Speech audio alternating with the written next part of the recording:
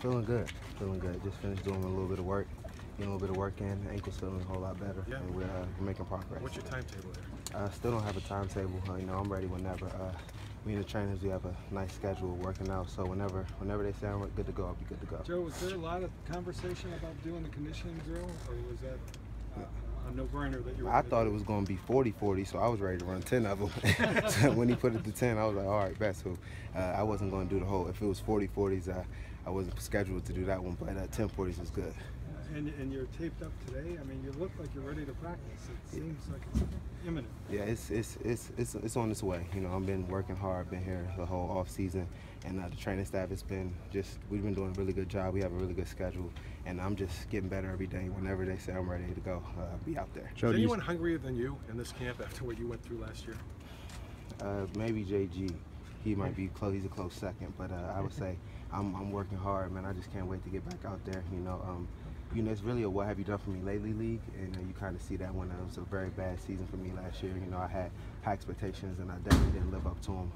So, I'm just ready to get back out there and prove I'm still one of the best corners in the league. Joe, you were big with the Cavs this year. What they did this past season rejuvenized you, got you going, and wanting to do something similar with the Browns? I mean, it's super special what they did, bringing the championship to Cleveland after all those years. And just knowing those dudes personally and how excited they were, how much work they put into it, and how they felt like they were going to win it the whole series. It just brings life to the city. Indians are doing a great job, and just with the new coaching staff here, I mean, it's just a great feeling to be in this city. And we want to bring a winner, and just always talking about it and not doing it, that really sucks. And just being able to see the Cavs do it in our hometown, it makes us just work that much harder. Joe, speaking of JG, can you just talk about how excited you are to have him here, how close you two are, and maybe sort of how instrumental you probably were in putting in a good word for him to actually come back? Yeah, I'm super excited for JG to be back. We've talked several times, and just telling them, like, let's get back to normal, JG. Let's both of us go back to the Pro Bowl. Let's just, it's been a little off. I didn't have my year last year. You weren't here, so we've been having conversations like that. Let's get it back to me and you going across that water together. Hey Joe, we've had a lot of quarterbacks here over the years, but probably not one as athletic as Robert. And when you were watching him in minicamp and what you've seen out here, what are your observations of him as a quarterback? He has a really, really good arm. And the thing I like about Robert the most is he's hungry. He's super hungry. You could tell in everything that he says, everything he does, that he just wants to work. He wants to be a part of a team. He wants to build relationships with all of the players.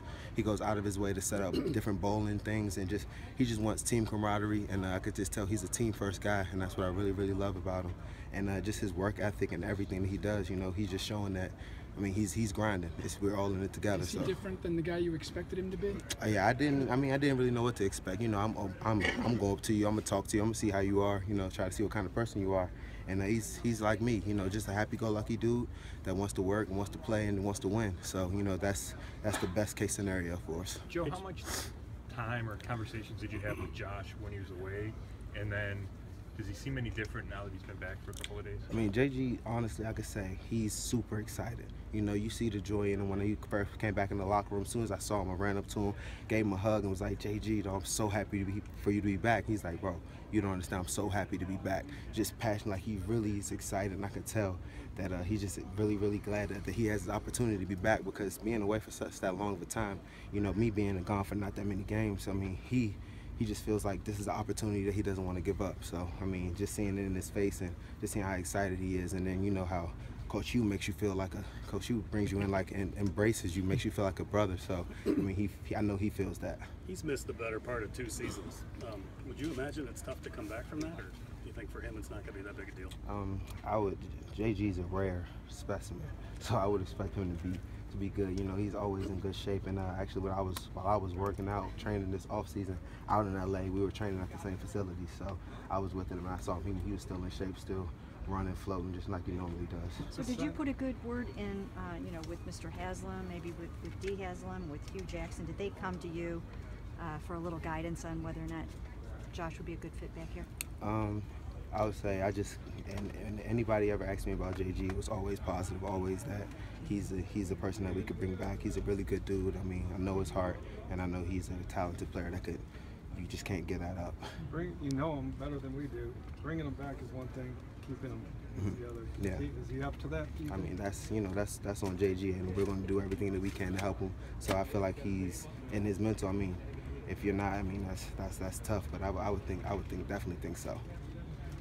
Will you, will you and Sarah, have him over, take him under your wing, and do some of the things that you used to do before with kind of having him around? For sure. And and like I said, with Robert, he's always doing that too. So him and JG together a lot, and then, Sarah loves him, so he'll be over at the house having dinner with us. Joe, from the outside, it looks like there's a bunch of unknowns in the secondary. Right? You're going to have 2 new starters for sure at safety. How do you approach it, and what do you kind of see as the potential or the doubt from that group back there? I just see a lot of potential, just a lot of dudes that at the same time, not expected that much from. So, I see the effort that they put in, the work ethic, just the attention to detail that they take, and they're hungry. They're hungry to play. They're hungry to make a name for themselves. So, just having that, not having that expectation, I think it takes a lot of pressure off of them dudes. With IC and Poyer, they never started. They haven't played too much. But the thing that I see at practice, they know what they're doing. They're really attentive. They're super smart. And they just have so much of an upside that it's just only way up. Do you feel any more pressure that they need you to kind of be the one certainty and the kind of the rock back there? A little bit, but my job, I'm trying to get myself back. I'm going to make sure I can definitely be a part of as vocal as I can, and I think with this secondary, I love it because it's just like I said, it's just a bunch of dudes, no egos. You just got young players that are ready to play and ready to learn. And with Tremont being a veteran, he's just one of the best dudes that's not going to keep any knowledge from you. He's going to try to teach players, and that's the same thing I try to do. So it's just a friendly atmosphere, but at the same time, there's so much competition going on that everybody wants the best player to play. How does the loss of Desmond Bryant affect the defense? Oh man, I think it's big. Des was a really, really big piece of our D-line. I think that just makes room for John Hughes to step up, Danny Shelton to become a leader.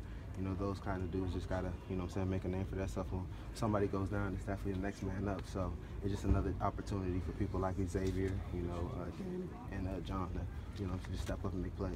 Hey, Joe, he says that you have to hit during camp. He said the only way to learn how to hit is by hitting.